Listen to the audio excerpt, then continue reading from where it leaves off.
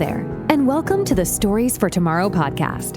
We love chatting with interesting people with stories to tell. In each episode, we will be sharing true stories told by real people. We hope you enjoy it. This podcast is sponsored by Klokbox, a digital memory box of your life to be shared with future generations. With your host, Larissa Lima. Hey, I know you're gone, the clock keeps moving on. I feel this lost weight. Hello everyone, and welcome back to the Stories for Tomorrow podcast. In this episode, we're going to understand the importance of self-awareness and not letting your desires or things that happened to us in the past guide us in any type of addiction. Today, we're going to have a professional insight regarding addiction and recovery and how self-awareness can be a key to living a successful life. So, let's get started with Tricia Parido. Hi, hello, Tricia. Thanks for being the Stars for Tomorrow podcast. Hi there. Thanks for having me. That's great to have you here. So tell us a little bit about yourself. Are you originally from California? I am born and raised in California, in Southern California. Currently, I'm on the Central Coast where it's just gorgeous. In fact, the topography is very similar to Sicily. So we just love it here. It's amazing. Would you have a favorite childhood memory to tell us today? And I say memories are those of exploring the U.S., just driving across the country with my family in our camper, just stopping at campgrounds and just getting to see, the different things. I think that was, my favorite childhood memory, outside of course, the things that I loved, which was swimming, playing piano. That's very nice. And would you have the craziest thing that you've done in life? Would you have something that just would say that's crazy? The craziest thing I think I've ever done in life is I went through a period after losing my father to a motorcycle accident. I had a group of friends that also rode motorcycles. And so driving 125 miles per hour down PCH in the emergency lane was probably the most crazy that I did. And or off-roading, because I loved going off-roading, and I used to just stand up in the back of the truck and hold on to the roll bar while we were doing 4x4. So those two things, don't recommend them to anybody. Very dangerous. Don't do them. Oh my God. That's crazy. Yeah. It was a good question to ask. Nowadays, you're an addiction coach focusing on recovery lifestyle. Would you mind tell us a little bit about it and why did you decide to work with it? Well, yeah, thank you. I'd love to. I'm a wife. I'm a mother. I'm a grandmother. And in my life growing up, I developed a lot of that was eating, not eating, shopping, sugar, alcohol, prescription medication, whatever, what it was, nicotine. I just always seemed to have these negative attachments to them. They were habits that really held me hostage. So I went to school, studied, learned everything about process, behavioral, and chemical addictions. The things that I learned about all of these nuances is what really afforded me the ability to actually open up a practice that is highly effective in helping people at various different levels of severity. So that's really what fulfills me today.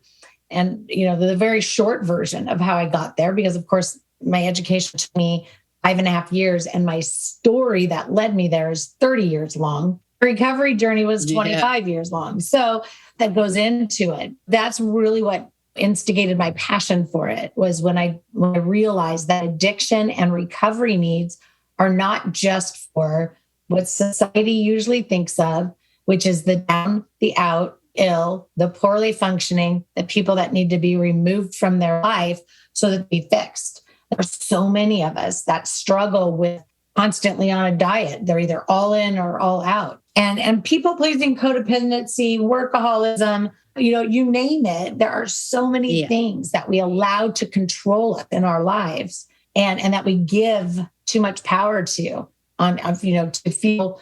We rely on them to bring us peace, joy, comfort, relief, value, validity, worthiness, you name it, right? Definitely. I think you told me that you had some problems with addiction before you said that. And do you think it's because of it you felt that was easier for you to help others to deal with the situation because you dealt with it yourself? I think 100%.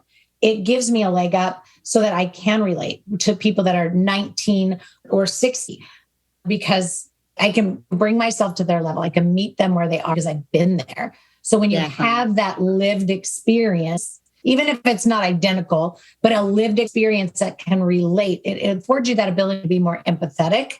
And then when you have that education is really what I believe. And I'm going to say this because I think it's important. The education is what really affords me ability to be of service, not just be somebody that can read, because there are a lot of coaches out there that because they overcame something, they think that they're going to be really great at helping them. And they don't go out and get the proper education. I have credentials from 3 different accredited organizations. The accreditation part is the importance because it's actually been investigated. It's been studied. It's evidence-based practice. And so the way that we present and the way that we're able to, share and teach and train and coach or use therapy or counseling with our clients is based on the education of learning how to do it properly so that we do no harm. Because it's not about us, it's about the client that we want to serve. In our previous conversation, you told them that many people are addicted to things that they don't even realize it. How, for example, would they be able to spot the transition between having like a casual drink and being dependent on drinking? Would you be able to help us in that way? Would you like to pass on your legacy for free? Sign up now for the 21-day story challenge and share your adventures, memories, wisdom, and life experience with future generations. Click the link in the description of this episode and start sharing stories, photos, videos, and audio recordings on the Klokbox app. This podcast is sponsored by Klokbox, a digital memory box of your life. So, self-observation. So the next time you go to sit down and pour yourself a drink, take a look at why. What is it you're hoping to gain from that glass of wine or that bottle of wine, whatever it looks like, right? If it's a alcohol, whatever, if there is an emotional purpose, I'm stressed out, I'm sad, I'm angry, I worked hard all week, I deserve this. That's what it sounds like for you.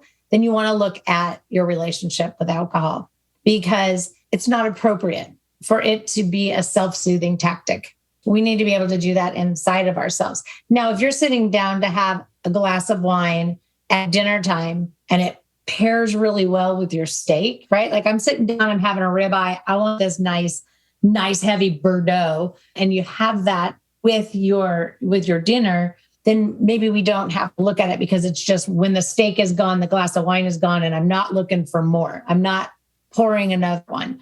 It's just a fine line. So we have to be willing to self-observe, and it can be tricky. It can be tricky to call out when we're reliant on something or using something, right? Like I talk about sugar all the time because what do we do? If we're sad, depressed, a relationship breakout, I'm going to eat the ice cream. That's an issue. Ice cream is only self-soothing while it hits your tongue.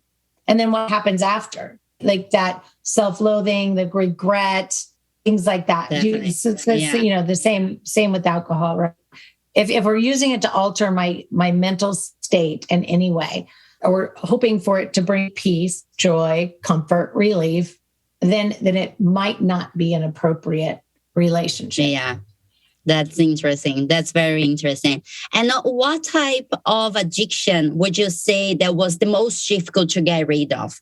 It's food addiction. Because why? Can't just say, I'm not going to eat anymore. Like we can say, I'm not going to drink anymore, or I'm not going to eat refined sugar anymore, or I'm going to be disciplined in my shop. There are things that we can just stop doing, but food is one we cannot. We literally have to change the relationship with food in a sense that it only represents fuel for our body if we have a food addiction, because we have to have food to survive. Yes. So it is the hardest. I know people would like to argue with me that it's opiates, but I'm sorry, it's food addiction because you can't just find a way to go without it. You just can't.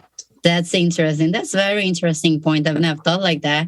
It's been part of my life, my whole life, my relationship with food. And it is a lifelong relationship that requires a lot of attention and a lot of care. And it's not that we can ever truly feel done with. It's something that you can't get rid of. Like you have to eat. So after all those years of experience, going through many professional courses, helping many people to get back their lives and finding a fulfilling career, after everything, what would you say was the most important thing that you've learned in life? The most important thing I've learned in life is what has now become my life's motto. It gets to look, feel, be however I want it to. I get to choose. And so in that lesson that allowed me to incorporate that is I get to choose how I experience my environment because it's all based on my perception and my interpretation. And I'm actually the one that controls that. So if I want to be happy and content in my life, I get to choose to be that. And if I want to have growth, I get to choose to properly plan and create that growth or that change in my life. If something sad or hard happens, I still get to choose how I grieve that. And if I want that to be life derailing or, a special transition in life. And so we all get to choose how we experience living. And a lot of us don't realize that that's a fact. That's very nice. It's like the emotional awareness of what you're feeling, to me. Yeah, that's very interesting. Would you say that your life experiences guided you to where you are now? 100%. I have people that once hearing my story and generally are dumbfounded, ask if I had it to do over again, would I do it differently? And my answer is always no. Because if I did something differently along the way throughout the journey, even those things that I had to endure, like sexual assault, domestic violence, those kinds of things, if I hadn't experienced those, I wouldn't be who I am today. And so learning that those things had nothing to do with me and everything to do with the dark side of another being, that I didn't have to own it or carry it, that was life-changing for me. And that is huge in everything that I do in my life for myself, because I do truly live for myself first without feeling guilty, selfish, punished, or restricted. I also wouldn't be able to help other people learn how to live free and live life the way that they desire. That's very nice. That's so interesting, Tricia. Thank you. Thank you for your answer. So just one final question before we wrap it up. As you know, the sponsor of this podcast is Klokbox, a digital time capsule to be shared with future generations. So let's say you have an opportunity to leave a time capsule to your loved ones for when you leave this earth. What would they find in it? What would you put into your Klokbox, Tricia? I would put a message that said, you are perfect just the way you are in all of your uniqueness. Oh, that's beautiful. And I probably would add, because I'm windy, we all can tell already, like I'm long-winded. So I would probably follow that with, be true to yourself, be genuine, and go into explaining what I truly meant by that encrypted message.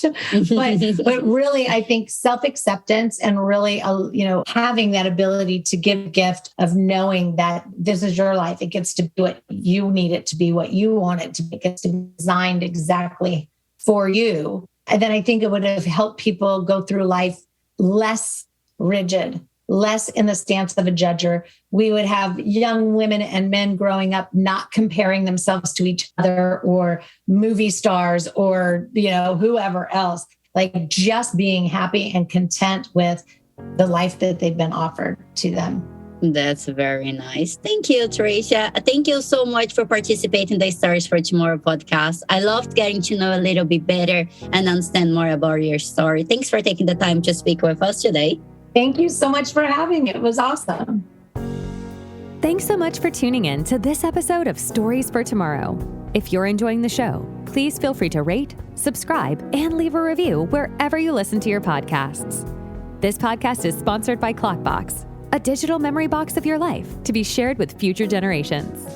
Thanks again for tuning in, and we'll catch you in the next episode.